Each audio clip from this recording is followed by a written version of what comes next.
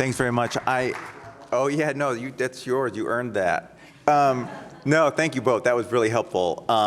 And we're going to transition to the next panel here. I just want to make a couple quick observations. One is that when Rob asked us to go through that exercise about imagining where you'd be, I grew up in a very small apartment in a very loud part of Los Angeles, and that I went to Dartmouth College, and I remember walking into the woods and thinking, wow, I can hear my foot hit the ground every single time. Like, that was just totally new to me. Like, I didn't know that I made sound as I moved through the world because I had never heard that before. And I think, rural places give us a chance to kind of reimagine that.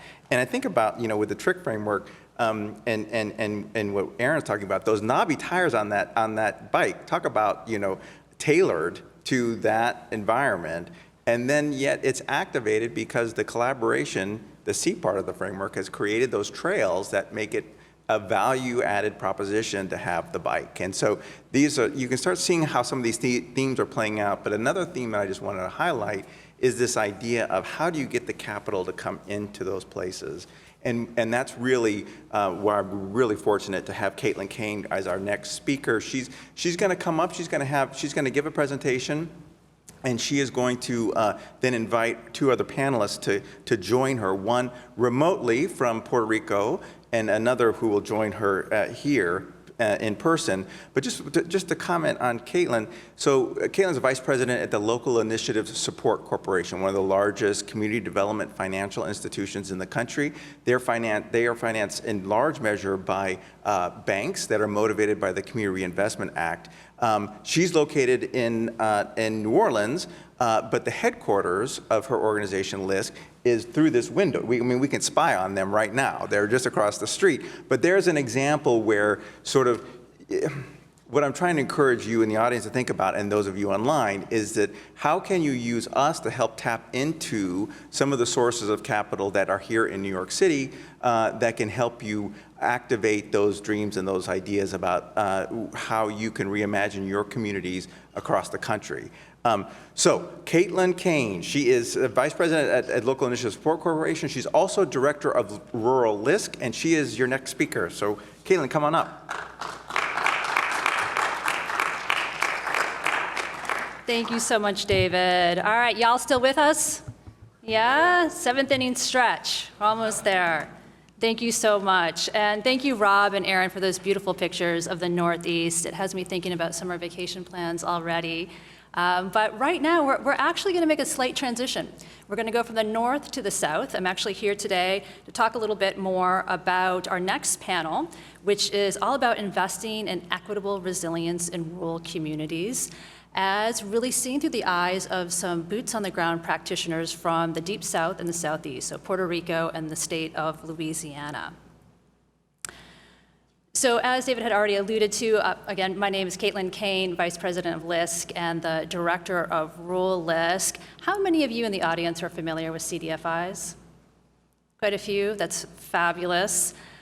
For our virtual audience, for those of you who are not, Rural LISC is actually part of LISC, which is one of the country's largest community development financial institutions. We've been around for about 45 years or so. Rural LISC is about 25 years old, and much like One LISC, we are national in scope. Though I'm based in New Orleans, we operate in 49 states, plus Puerto Rico. And as a mission-oriented lender, we focus all of our work on and in rural communities. So we work to lend and to provide programs and technical supports and capacity supports in a variety of different rural communities all throughout the country. And the way in which we traditionally define rural tends to be communities of populations that are 50,000 or less. Though that's gray, and much like many of the federal agency, each rural geography is very unique and has a different definition. And so we treat it in a very unique context, and like to take also a regional approach to much of our investments. So I just want to take a few minutes to really table set about the conversation that we're going to have today before I introduce our great boots-on-the-ground practitioners, again from Louisiana and Puerto Rico, to talk a little bit more about the role of Rural LISC as a CDFI and why CDFIs in particular are really moving into the disaster resilience and adaptation space, which is a relatively new role for many CDFIs. So for those of you in the audience who are familiar with LISC, you know a lot about our work. We're traditionally kind of the bread and butter housing-focused initiatives for community development. We focus, again, on really trying to serve the underserved communities, both rural and urban. Rural LISC focuses on operationalizing all of our work in rural communities, and our main pillar by which we do that is through our creative capital. So we provide a lot of lending products, small business grants, to a variety of community development projects, whether it's housing, small business supports, or capacity supports. So a lot of focus on the sort of those financial tools and ensuring that those financial tools can be as flexible as possible to meet the needs of the local community. However, we also have a bigger impact programmatically. So we focus on a number of different programs for community supports, including broadband and infrastructure, workforce development and small business supports, disaster solutions, which I'll get to momentarily, and of course, housing supports. But undergirding all of this work is our continued focus and attention on diversity, equity, and inclusion initiatives, which are very reflective with the One LISC Corporation through our 10X program, which really focuses on ensuring that a sizable percentage of all of our investments are really being targeted to BIPOC minority communities, both urban and rural. So I want to take just a brief moment to really highlight the ways in which we support communities. So CDFIs, particularly rural LISC, really takes a very comprehensive, holistic approach to our community investment work.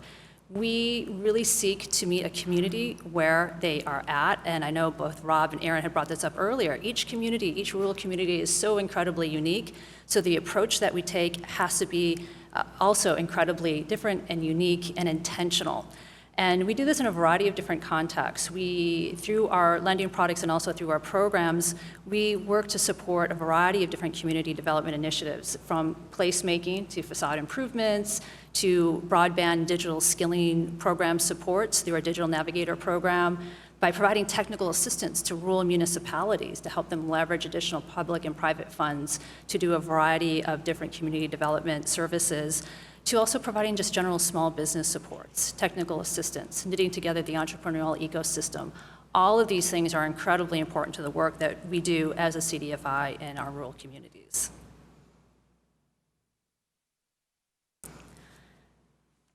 So why are we getting so involved in disaster supports? As you had noticed before, one of the 5 pillars of the rural LISC operational plan is really disaster solutions. And many of you who are probably already familiar with the CDFI environment are probably also familiar with this image. This comes directly from NOAA. And what this image really reflects is the amount of extreme climatic activity that has impacted the country, both urban and rural, over the past year. So this is really in 2021. They've had over 20 extreme climatic events that exceeded billions of dollars. So collectively, this image represents about $145 billion in total cost to communities as a result of extreme climatic activity. The most expensive of which was actually in my home state of Louisiana, which was recently Hurricane Ida, which completely devastated many rural communities in the southeast and southwest Louisiana. And we'll talk a little bit more about that when I invite up some of the panelists. But this is a really important image because this really goes to the heart of why it's so important for financial institutions, in particular CDFIs, to play in the disaster context. It's a growing field in terms of how we approach disaster planning. There's been a lot of focus on immediate disaster recovery after a storm, but which tends to be a little bit more short-term in nature. But we also need to start talking about climatic adaptation and the needed capacity supports for adaptation, and why it's so instrumental that we start thinking about it through a rural lens. So when a disaster like Hurricane Ida hits a community, particularly a state that is essentially rural, like the state of Louisiana, it disproportionately impacts rural communities. Rural communities tend to have a tighter housing stock. They tend to have fewer regional employers, fewer resources, fewer assets than their urban equivalents. this puts a squeeze on a community after a disaster. So if your house floods, it's not that easy to find a rental unit or another unit in the immediate vicinity to then stay in while you're rebuilding your particular house. You have to go outside the region. Think about the impact that that has if you are a community developer in that area trying to get resources back in the community. Your people have left. When are the people going to come back? Because the resources it's very difficult to get those resources back in, to get the contractors in, to get all the rebuilding resources that one needs to develop after a storm. So these compound in rural communities. And for this reason, today's panel will be talking really about how we need to highlight and amplify the rural condition when we're thinking about climatic capacity supports. It's also really important to understand that when we talk about capacity supports, particularly for rural areas, as it relates to adaptation, we need to start moving away from a very linear definition of physical infrastructure investments. Most disaster resilience activity, pre and post-disaster, tend to take more of a physical infrastructure lens. So we do a lot of thinking around land use planning, more sustainable planning. We tend to think about more resilient infrastructure, in terms of how do we recover with wind-resistant materials, solar panels, you name it, lots of different types of sustainable products. But as we think about adaptation, which is longer in the tooth, that's 5-10 years out, we need to think about how capacity supports such as wealth creation, workforce development opportunities, housing supports, economic asset needs are equally viable and equally important to that rural community. Because if we don't start addressing those issues, we are not going to get these rural communities back that have been hit repeatedly from natural disaster to natural disaster. So, what are some of the gaps that CDFIs are now kind of looking at and leaning into a little bit more than they might have in the past as it relates to this role of being a capacity implementer after a disaster? And and how can we really strengthen the role of the CDFI in that space? Well, there are some potential legislative tweaks that we can take to really help strengthen the presence of CDFIs that are trying to invest in communities pre and post disaster. And some examples of potential legislation that still has a long way to go includes the CDFI Crisis Act, which would potentially allow for grant funding opportunities to be made available to CDFIs to then provide money to communities that were hit by a disaster, whether it's a natural or man-made disaster. And then also be able to work with those communities longer term to think about future resilience planning and adaptation strategies. So that's kind of short-term monies and short-term opportunities. Longer term, legislatively, there's a potential to also create the Reforming Disaster Recovery Act, which would look at really trying to create more of a management hub within HUD to oversee a lot of the work of the CDBG-DR, which many of you who know who work with disaster communities all the time, that's a longer term capital that's really utilized by the state and the local communities to support infrastructure investments after a storm. So Aaron, Rob, and a few others also had brought up before in the previous conversations how important it is that we think about capital in rural communities and how we approach that capital. And capital, specifically in rural communities, when we're thinking about capacity supports, adaptation strategies, it needs to be incredibly flexible. It needs to be very long-term. It needs to be highly accessible.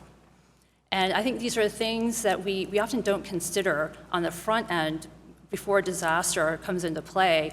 And I think this is the role that CDFIs can now do, is really think a little bit more about how can we readily start deploying these funds in a faster way, a more sustainable way that allows communities truly the ability to access flexible funds to create adaptation strategies that work for them.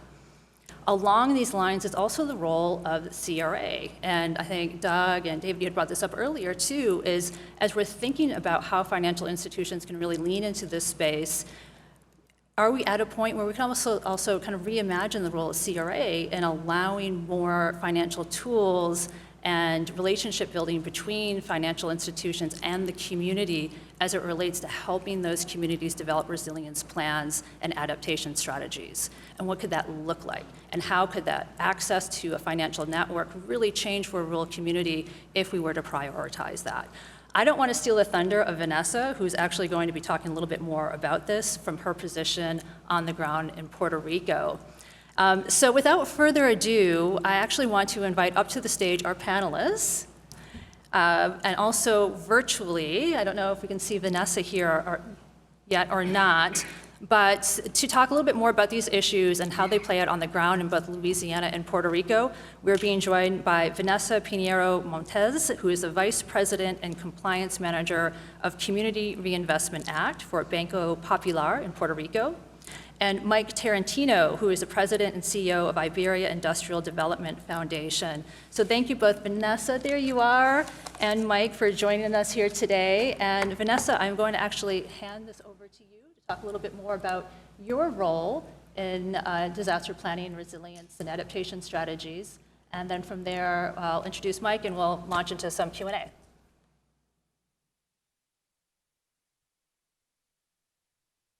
Thank you. Caitlyn, I don't see you, but thank you for presenting me, Mike. Good afternoon, everyone. My mic is not on mute. Can everybody hear me?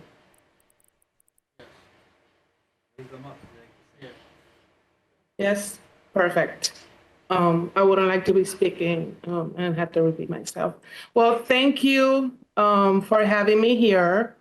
And thank you, the New York Fed and the Federal Reserve Board of Governors for inviting me to this panel. I will be speaking about investing in equitable resilience in Puerto Rico rural communities, the lessons from Hurricanes Maria and COVID-19, and a few other things that have happened in the last 5 years in Puerto Rico. That's okay.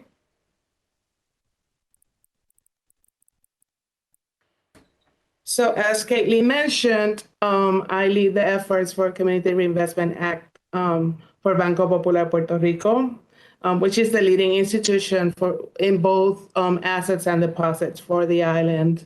It was established 128 years ago as a very small institution, and it has grown since. I would argue that it's an anchor institution for a group of islands where Banco Popular provides capital, employment, as well as leadership. And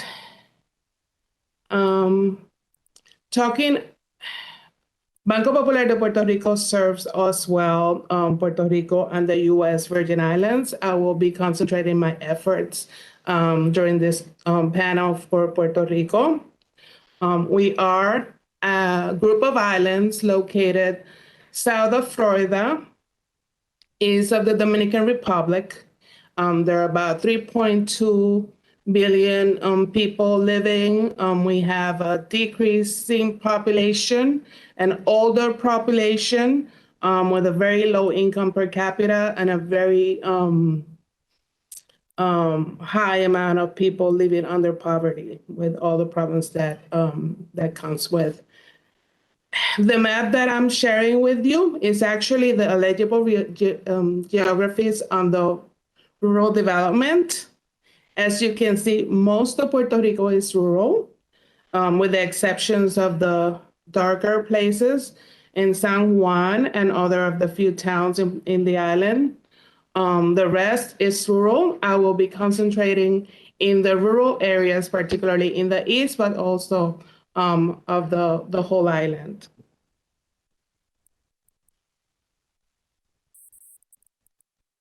A little bit of context. The 5 past years have been very interesting for the island.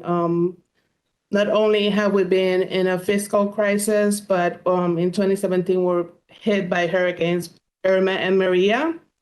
2020, we had the earthquakes, and then we experienced COVID. So there's a big learning curve that, although many may argue that the whole island was hit, certainly every single of the effects, it's exponentially greater within the rural areas, with widespread devastation, persistent poverty, lack of access to employment, a weak infrastructure, population loss, and the brain drain, businesses closing, unemployment and underemployment, and lack of decent housing. We can still see in some areas blue tarps from Hurricane Irma and Maria. So we're talking about investing and coming from a financial institution. I will talk about the most obvious one, which is investing financial capital and human capital as well for recovery. As the leading institution in Puerto Rico after the hurricanes and the different disasters or the pandemic, funds were established, flexibility measures were established, infrastructure was put into place, and relief efforts were facilitated and enabled from our infrastructure to help remote communities connect with resources as well and receive much needed first food, water, and shelter and medical attention in collaboration with nonprofits. We have also been working with the long-term recovery efforts, and we have been having to adapt as the hurricane passed, the earthquakes and the COVID. We have been able to adapt and help communities and nonprofits be able to manage not only the needs, but also the opportunities to provide much needed support.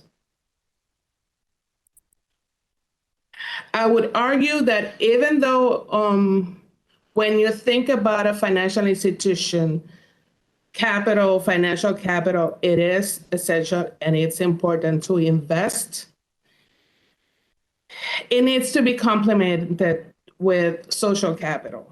And how Banco Popular used its social capital for equitable resilience and prosperity.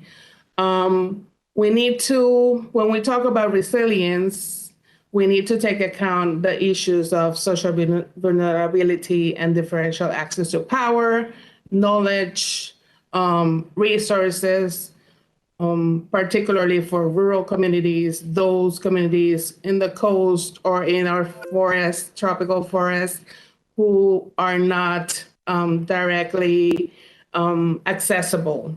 So when I have here 3 examples when we talk about bonding social capital. I would like to talk about the Center for Innovation and Social Collaboration of the Banco Popular Foundation. It used to host about 15 to 25 nonprofits and startups. And right after the hurricanes, it became a hub for not only nonprofits, businesses, also academia, and even government, for them to help and to delineate the strategy to better support and match needs with resources. Another example is to provide bridging social capital, which is how Popular's leadership and can provoke collective initiatives and allow local resources, such as foundations, or maximize the impact of their investments, as well as leveraging local resources with private donors, investors. We have, for example, the Echar Palante, which is an initiative that unites academia, professional organizations to promote entrepreneurial mindset and the ecosystem in Puerto Rico. We also developed the Big Ideas Challenge as a response to the hurricanes, in collaboration with the Hispanic Federation, for organizations to be able to be innovative and create big ideas, bigger support with. It was a competition, and it dispersed about $600,000 for grassroots solutions to social problems.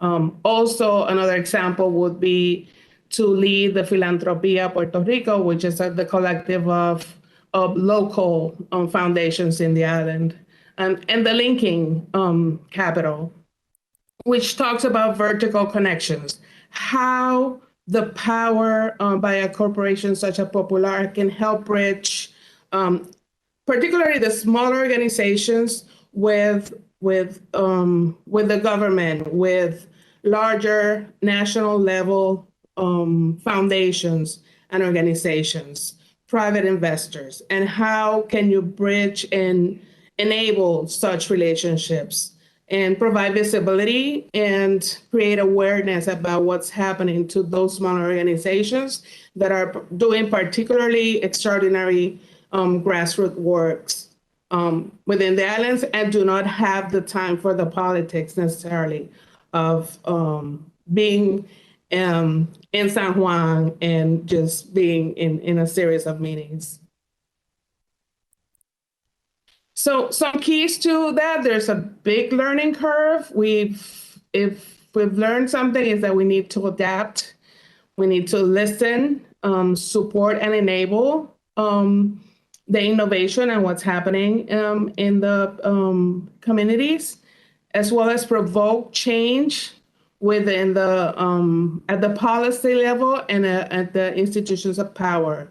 I would like to see there are 4 areas that we have been working on. Sustainable infrastructure, but I'm not talking about only the physical infrastructure. I'm also referring to the social infrastructure, the entrepreneurial ecosystem, communities, the nonprofit networks within the island, and how do they connect, and how do they collaborate, and how do they help each other and maximize and help raise the bar and increase the scale of the impact that their individual work provides. Also, individual recovery and well-being, flexibility in services, particularly for a financial institution. We need to be flexible, help those, and that was seen, I guess, at a much larger scale. We saw that with the pandemic. Everybody can relate to that with flexible moratoriums and terms, but we had some experiences with the hurricanes as well. So that was the first time. So we had some of the benefits of having those services in place, also job creation and entrepreneurship. In terms of inclusion and representation, as I mentioned, smaller organizations, rural communities might not be at the table or probably not at the table. And it is our responsibility to make sure that they are included, that they are visible, that there is awareness of the work that is done. So certainly there is a role there. And promoting transformative change, there are tendencies and strategies in terms of how to achieve prosperity, how to better adapt. So we have been working from the CRA side on supporting organizations to develop social enterprises, as well as promoting the concept of economy of solidarity, where you have a balance between the economic development, communities, and environment. Last but not least, I said that visibility is very important. I'll give you an example. I will talk a little bit about the Eastern Puerto Rico and the El Yunque region. El Yunque National Forest is the only tropical forest within the U.S. It was closed for many months, as well as the major hotels of the region. Many of the businesses are dependent on tourism visitation. So you may imagine if there are no visitors, not only hotels, not only the tourists or the forest, but also you have the restaurants, you have the service providers, you have the small stores that had to close during that time. Communities were isolated without basic needs. We had issues with water, food, and energy, communications as well. On the other hand, what has proven that all of this was also not only a great challenge, but also a great opportunity. Having closed the bigger hotels, it provided for years, some of them were closed for 2 or 3 years. It provided smaller bed and breakfast type community businesses grow and strengthen the entrepreneur community network, and contribute to the socioeconomic and resilience needs of the region. There are 3 examples that I would like to speak about. One of them is Peces, which is a coastal community in Punta Santiago, Macau. Peces arise from Hurricane Hugo back in 1989, and also the needs for youth programs in that community. If it had not been for Peces, which Punta Santiago was completely flooded during the hurricane, the story would have been other. And as bad as it was, it would have been dramatically worse. Peces was able to provide support, and not only provide support, attract resources because of the work that they had been doing for decades. So it was easier for them to have, Punta Santiago had a nonprofit community-based infrastructure in place. So it was much easier for them to adapt and to respond to the crisis. Another example will be APRODEC, which is a community development organization in Ceiba, Puerto Rico. They rescued a huge building in what used to be the former U.S. naval base in Ceiba, and they created a social enterprise. And from their headquarters, they were able to provide a lot of support, and they have been able to bridge and collaborate with other organizations from the region to better serve their community. And the third, but not least, it will be Vedrina Soridaria. It's a nonprofit organization. It's a social enterprise that works in the Yunque region. It works with 9 municipalities. And it was also in place, it had been working a few years before the hurricanes, and promoting entrepreneurship through and sustainable development using the economy of solidarity as its base. So it had been working with communities and small businesses before the hurricane, startups particularly. It had to adapt quickly. It had been, it was pushed to work with existing governments. With existing businesses, because everything closed down, and their support and the collaboration with other nonprofits within the region, and the capacity of Vedrina Soridaria, because it's headquartered in San Juan, it was able to attract and promote a lot of the efforts and make visible the efforts that other organizations were doing, attract capital, and currently it's running and supporting workforce development, entrepreneurship efforts. There is a co-working space as well.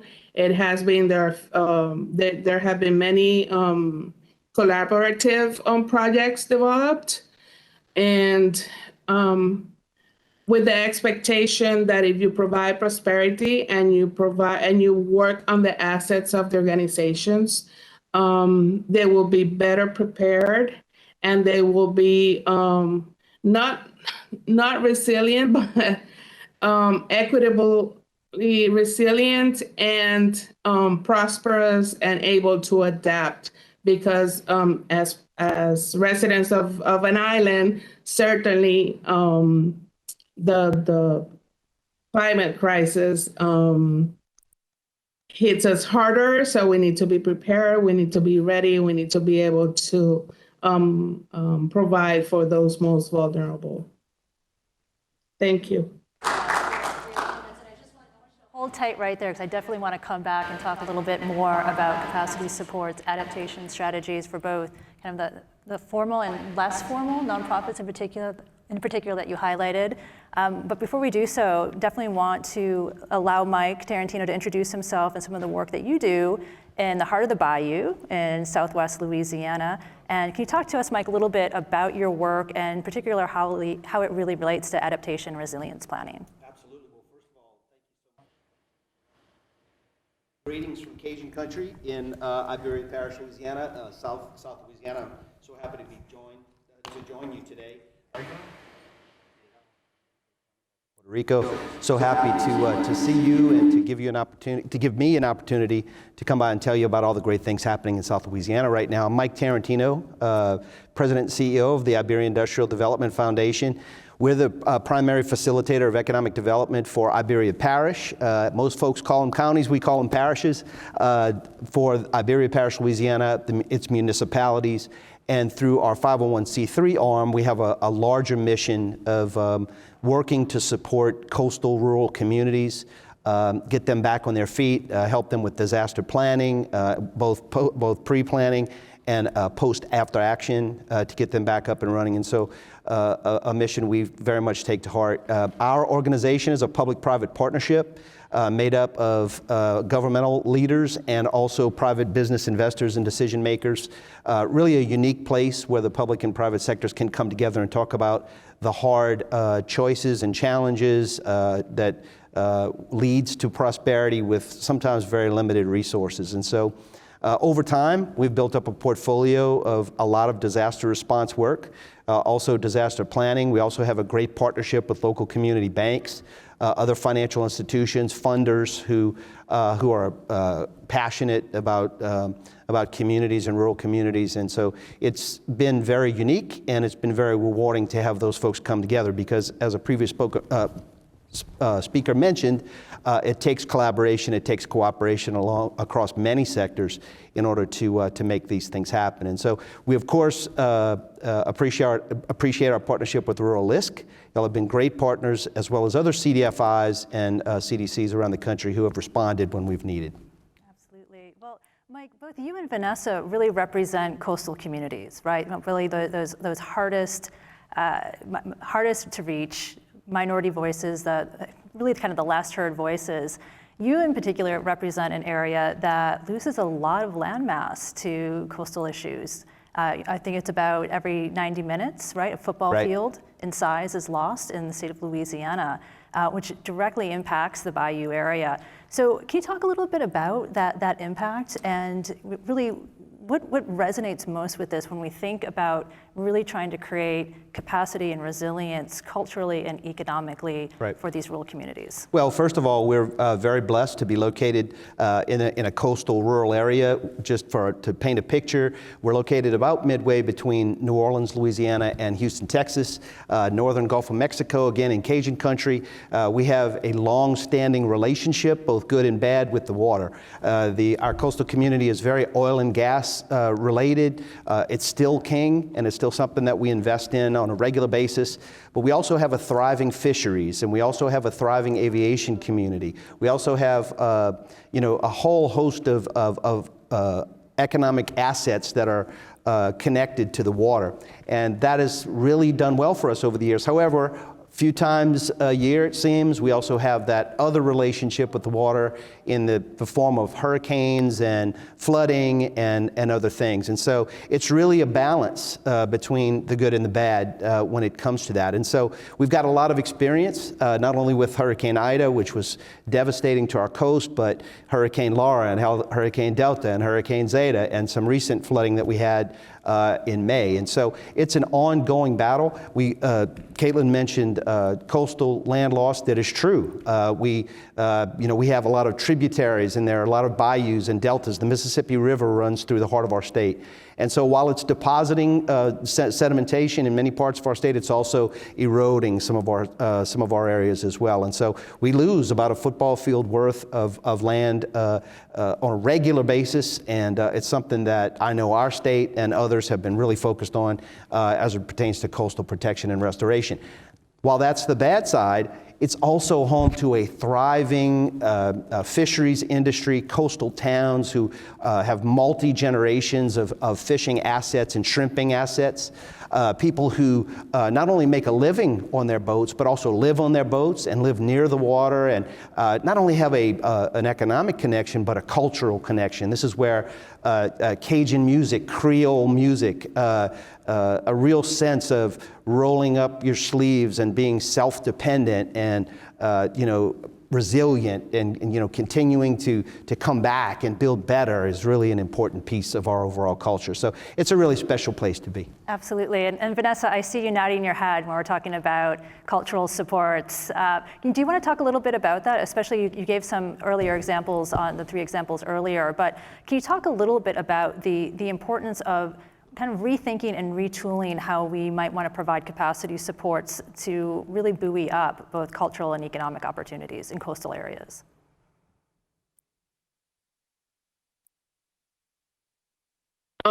Yes. Smaller grassroots and community organizations need to be part of not only the conversation, but also the decision making. They need to be accessed. And we can certainly, not only financial institutions, but also other larger metro, either institutions, profit or nonprofit, should be helping to enable those conversations and to be able to bridge and help them be at the table and in the decision-making process.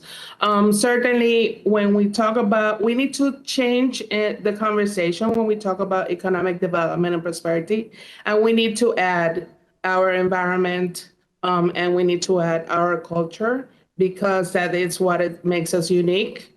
And certainly they are assets, and we need to preserve it.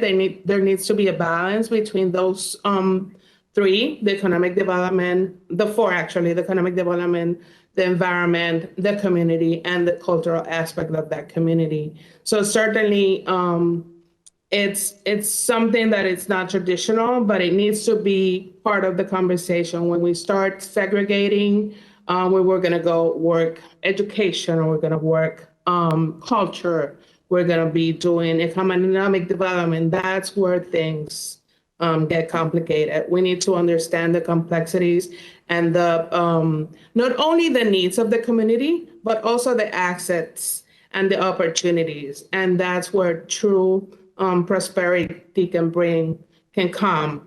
We also need to talk about what prosperity means to that community. It's not the same necessarily as the urban areas. So what is the community striving for? What do they want? What do they need? What do they dream about? So those things, I think they are factors that they need to be part of the conversation. And because perhaps they are seen as softer topics, they are not. But they certainly enrich any economic development strategy that it's done for it's worked from the communities, by the communities, and with the communities. Yeah, no, absolutely. Kind of underscoring that point of keeping it local, especially when we're defining and prioritizing economic assets. And both you and Mike, you're both no strangers to disaster response and disaster needs, particularly related to hurricanes and also in Puerto Rico, earthquakes, unfortunately. But kind of given your respective experience and your combined knowledge of this, what have you found to be most beneficial to these communities immediately after a storm in terms of financial tools that have been useful, those that have not? And how should we as financial institutions be thinking longer term about ways in which we want to pivot out of immediate disaster response and more into adaptation? And how do those financial tools change? Well, if I could, I'll be happy to go first. I think the best responses come from the proper pre-planning. We've been practitioners of pre-planning with small businesses across the coast. You can't pre-plan enough, and so we preach that with our local businesses. But you can do all the pre-planning in the world, but after the disaster completes, then there need to be well thought out, flexible programs that are easy for small businesses to connect to. We have we have a great community banking system in our region. Community banks want to be a part of the solution. They want to deploy that capital because it's really all about quick, short-term access to capital, something that doesn't take months, but something that they can get because time is of the essence for a lot of these small businesses. Having that well thought out pre-process where banks know and have the easy guidelines that gives them the permission in many respects to deploy the capital faster in a responsible way is critical to small rural businesses. We have, as I mentioned before, we have a lot of fisheries. While many live on their boats, each one of those small fishing and shrimping boats is a small business of their own. And it's non-traditional in many respects. They may not have the same financial paperwork. They may have been destroyed during the disaster.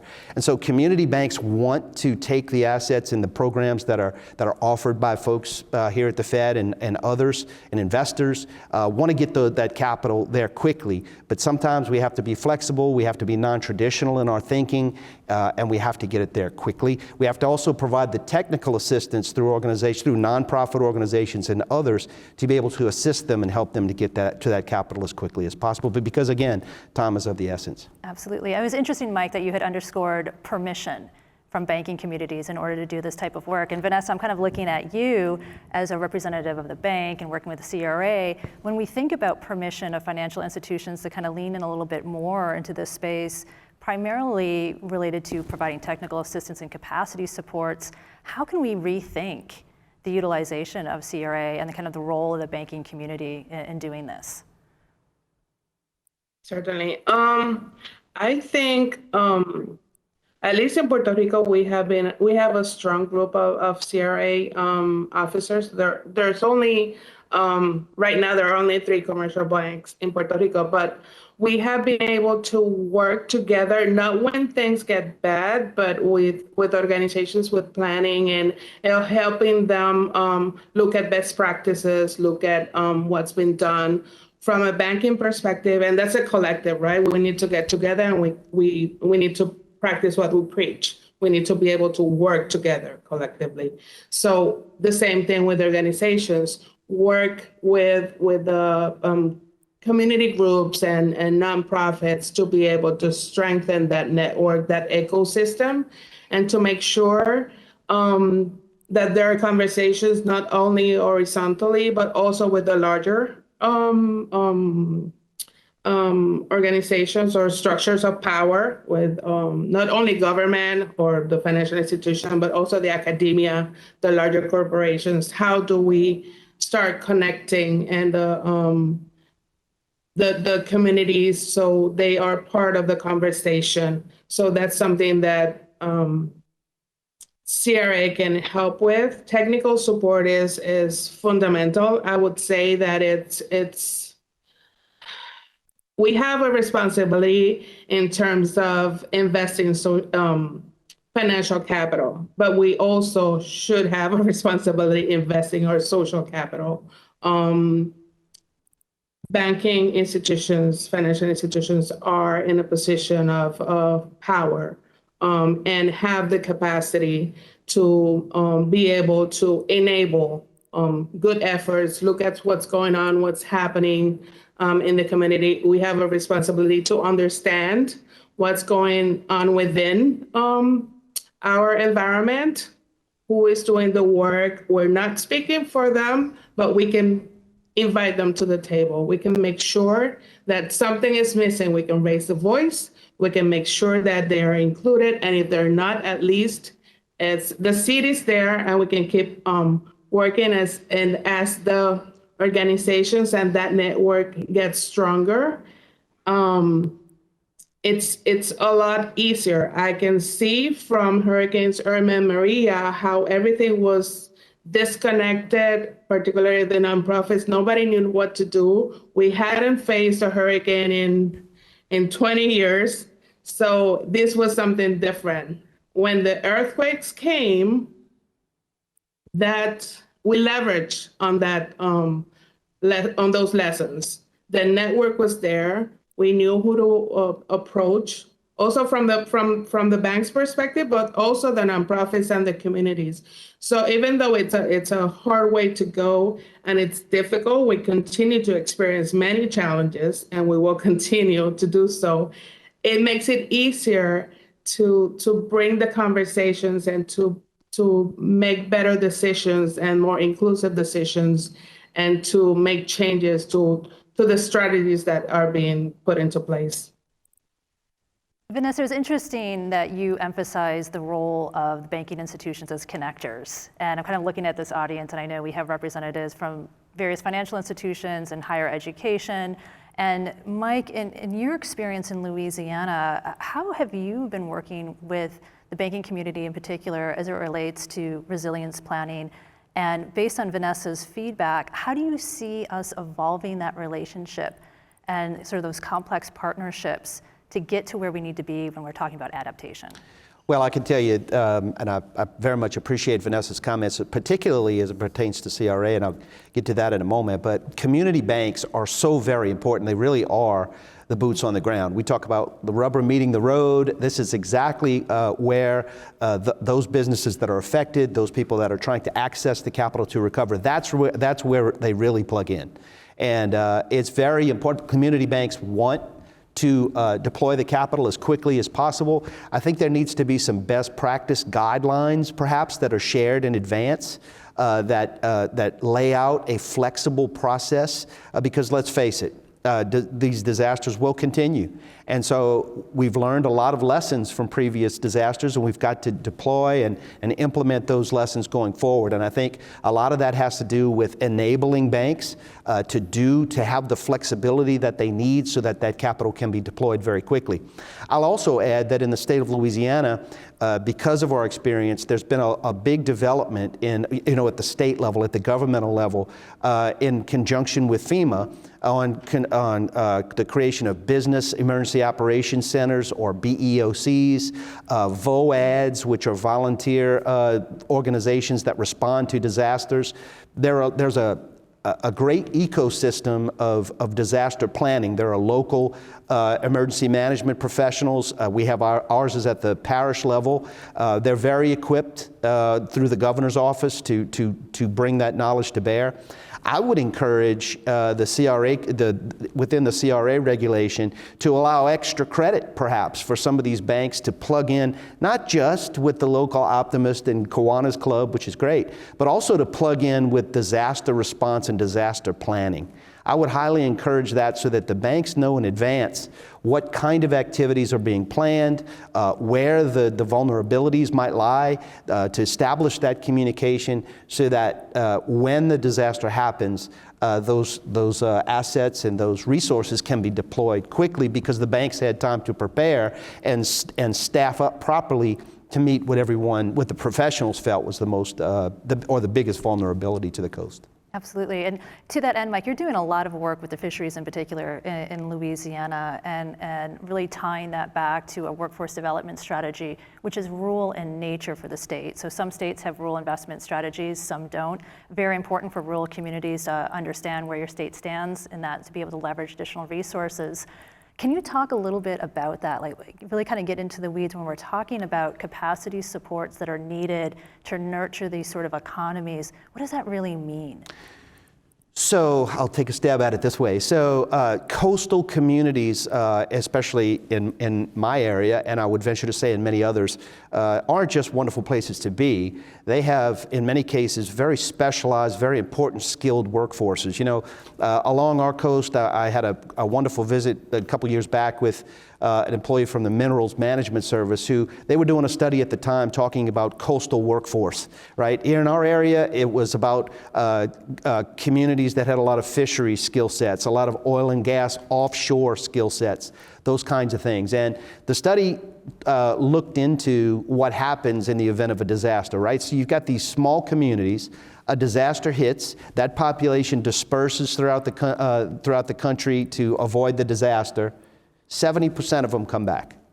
And then the next disaster, everyone disperses, and 70% of that number comes back. Over time, that begins to whittle away at the skilled, multi-generational workforce, work sets that are critical to the coastal economy. And so we've tried really hard, and I know the state of Louisiana has as well, through Louisiana Economic Development and others, to provide the supports that are necessary to get people back to the communities as quickly as possible, to access the resources as quickly as possible, so that there's never a chance that they leave. They stay, they continue to interact with their community, but even more importantly, they continue to staff up, to staff those positions that are so critical, not only for Louisiana's coastal economy, but I would venture to say for the nation's energy economy, for the nation's fisheries, so very important.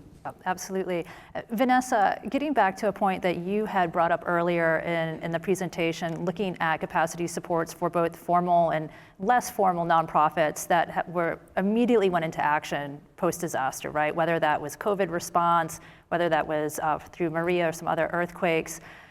What do you think is most needed when we talk about providing longer-term capacity supports to these organizations to get them to the point where they can be long-term sustainable organizations, the go-to entities needed to work with these rural communities on resilience planning and long-term adaptation strategies?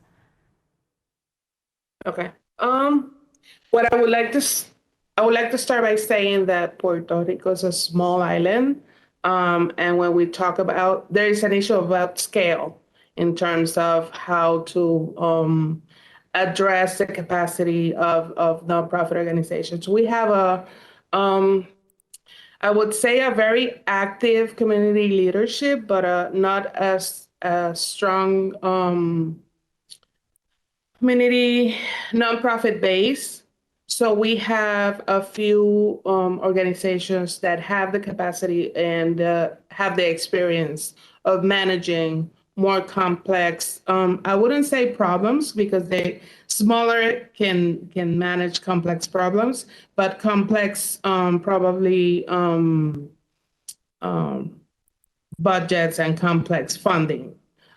So there is certainly a challenge how to address, and what we have we have been pushing and promoting is for organizations to get together and be able to maintain the small local service grassroots, but also larger organizations to provide their know-how and their resources to manage that type of resources.